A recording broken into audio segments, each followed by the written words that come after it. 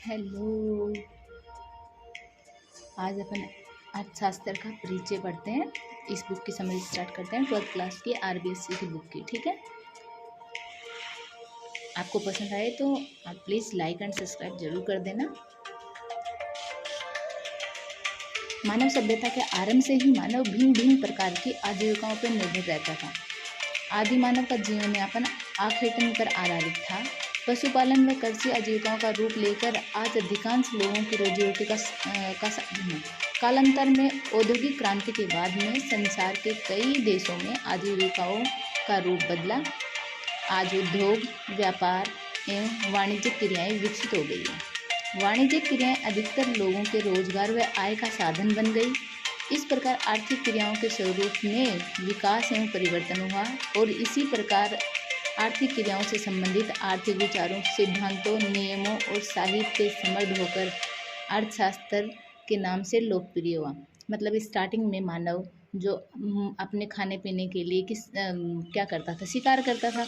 फिर उसके बाद में उसने धीरे धीरे पशुपालन स्टार्ट किया, कृषि स्टार्ट किया। फिर उसकी रोजी रोटी का साधन कृषि और पशुपालन हो गया। फिर बाद में जैसे औद्योगिक क्रांति आई तो उसकी जो आजीविका था उसका साधन, उसका रूप बदला। अब वो उद्योग, व्यापार, वाणिज्य इन क्रियाओं को विकसित करने लग गया और लोग रोजगार और आय के साधन के लिए अब वाणिज्यिक क्रियाओं उसका आधार बन गई।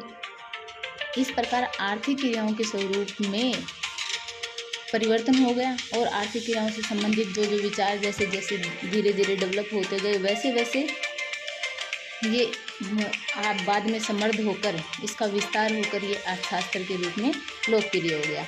अर्थशास्त्र का नाम उल्लेख भारत के प्राचीन ग्रंथों में मिलता है। कृषि पालन, वाणिज्य च वार्ता।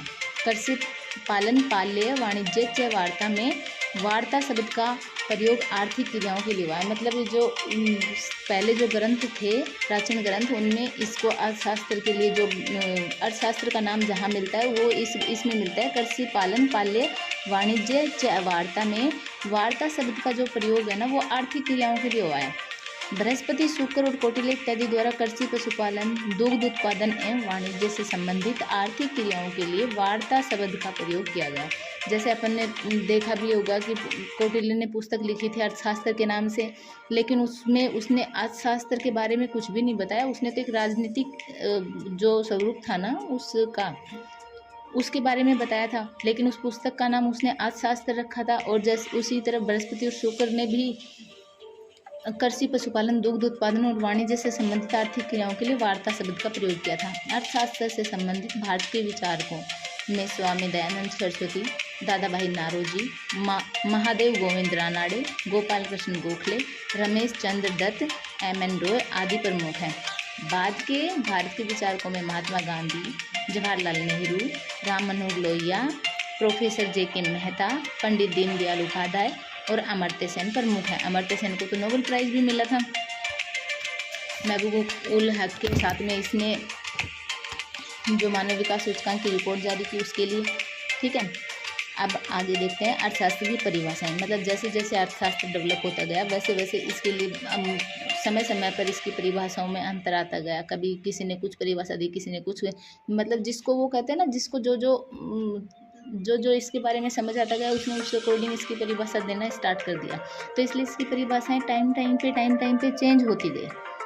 वैसे ही देखें तो अर्थशास्त्र की परिभाषा, विश्व में अर्थशास्त्र का जनक एडम स्मिथ को माना जाता है। एडम स्मिथ की पुस्तक an inquiry into the nature and causes of the wealth of nation, ये इसकी पुस्तक है। एडम स्मिथ की बहुत बार बहुत से एग्जाम में पूछा जाता है। इस पुस्तक का नाम 1776 में प्रकाशित हुई थी। अर्थशास्त्रियों द्वारा अर्थशास्त्र की अलग अलग परिभाषाएं दी गई। अलग अलग परिभाषाओं में प्रमुख है धन प्रधान परिभाषा, कल्याण प्रधान परिभाषा, सीमितता प्रधान परिभाषा, विकास प्रधान परिभाषा, आवश्यकता विहीनता, स्थिति पर आधारित परिभाषा।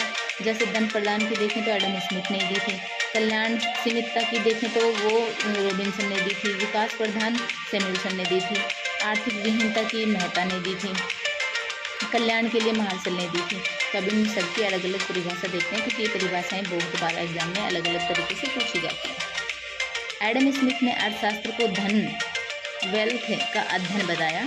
अर्थशास्त्री अल्फ्रेड मार्शल ने अर्थशास्त्र को आर्थिक कल्याण का अध्ययन के रूप में बताया और उपयुक्त विचारों की कटु आलोचना करते हुए लॉर्ड लियोनिल रोबिन्स ने अर्थशास्त्र को असीमित आवश्यकताओं व सीमित साधनों से संबंधित बताया। लॉर्ड लियोनिल रोबिन्स के अनुसार असीमित आवश्यकताओं के सीमित साधनों द्वारा पूर्ति हेतु चयन प्रक्रिया से संबंधित अध्ययन परिभाषित किया। अर्थशास्त्र को विकास से संबंधित करते हुए पोल सैमुअल्सन ने आर्थिक क्रियाओं को गत्यात्मक विश्लेषण पक्ष पर जोड़ दिया। Professor JK. मेहता ने अर्थशास्त्र को एक व्यक्ति में आवश्यकताओं की विहीनता की स्थिति प्राप्त करने में मदद करने वाला अध्ययन बताया। Professor JK. मेहता के विचार महात्मा गांधी के विचारों से प्रभावित थे। मतलब जैसे अपन देखें कि धन प्रधान परिभाषा एडम स्मिथ ने दी थी, मार्शल ने इस कल्याण को जोड़ दिया। ठीक है, फिर उसके बाद में रोबिन्स आए। रोबिन्स ने कहा कि हमारी जो आवश्यकताएं वो असीमित है और उनको पूरा करने के लिए जो अपने पास साधन है वो सीमित साधन है। अब सीमित साधनों का अपन अपनी असीमित आवश्यकताओं को पूरा करने के लिए कैसे प्रयोग करें, उसके प्रयोग में कैसे कैसे क्या क्या तरीके अपनाएं, उसके रिलेटेड रोबिन्स ने अपनी परिभाषा दी। फिर सैमुअल्सन ने कहा है कि अपन जो विकास की प्रक्रिया वो गत्यात्मक है, वो कंटिन्यूस चलती रहती है, वो कभी रुकती नहीं है। तो उसने विकास से रिलेटेड करके अर्थशास्त्र की परिभाषा दी। फिर मेहता ने कहा कि जो भी अपनी आवश्यकताएं हैं उस आवश्यकता के आधारित उन्होंने मेहता ने परिभाषा दी। अब इनकी परिभाषा को अलग अलग एक एक करके समझते हैं। पोर्सोनियस के अनुसार आर्थिक सिद्धांत का उद्देश्य एक व्यक्तिगत इकाई, एक उपभोक्ता, एक उत्पादक, एक फर्म या सरकारी एजेंसी के आर्थिक व्यवहार तथा उसका एक दूसरे पर प्रभाव का वर्णन करने वाले मॉडल बनाना, जिससे एक क्षेत्र, देश या संपूर्ण विश्व की अर्थव्यवस्था बनती है। मतलब पोर्सोनियस ने बताया कि आर्थिक सिद्धांत है ना वो एक ऐसा है कि जैसे मान ले कोई व्यक्ति है या कोई उपभोक्ता है या कोई उत्पादक है या कोई फर्म है या कोई सरकारी एजेंसी है, और इन सबके जो भी व्यवहार है, आर्थिक व्यवहार मतलब जो भी ये आर्थिक क्रियाएं करते हैं, उनका एक दूसरे के ऊपर जो प्रभाव पड़ता है ना, और उसके लिए अपन किसी भी मॉडल का स्वरूप दे सकते हैं और उस क्षेत्र के संपूर्ण विश्व की अर्थव्यवस्था उसी से बनती है। एक एक करके सबकी अर्थव्यवस्था आपस में कनेक्ट होती जाती है और उससे देश या संपूर्ण विश्व की अर्थव्यवस्था बनती जाती है। अर्थशास्त्र सामाजिक विज्ञान से संबंधित होता है। अर्थशास्त्र में समाज, परिवार के सदस्य के रूप में एक व्यक्तिगत इकाई, एक उपभोक्ता, एक उत्पादक, एक फर्म अथवा उनके समूह विश्व के देशों के आर्थिक व्यवहार का अध्ययन किया जाता है। ये सभी अपनी असीमित व प्रतिस्पर्धी आवश्यकताओं की संतुष्टि के लिए सीमित और वैकल्पिक उपयोग वाले साधनों का चुनाव करते हैं। सरल शब्दों में अर्थशास्त्र व्यक्तियों या देशों के द्वारा साधनों की सीमितता के कारण उत्पन्न चुनाव से संबंधित समस्याओं के अध्ययन का विज्ञान है। मतलब जो अपनी आवश्यकताएं हैं वो असीमित है और उन असीमित आवश्यकताओं के लिए अपने पास साधन है वो लिमिटेड रिसोर्सेज हैं, और उन लिमिटेड रिसोर्सेज का अपन कैसे कैसे उसके विकल्प के रूप में यूज कर सकते हैं। मतलब एक ही साधन का अपन कैसे कैसे उसके अलग अलग प्रयोग निकाल सकते हैं, अलग अलग तरीके से उसका यूज कर सकते हैं, उसका अध्ययन और उन समस्याओं के बारे में जो भी अध्ययन अपन करते हैं कि सीमित साधनों का कैसे कैसे प्रयोग कर सकते हैं उसके बारे में, और समाधान की कला मतलब विज्ञान और कला दोनों बता दिया।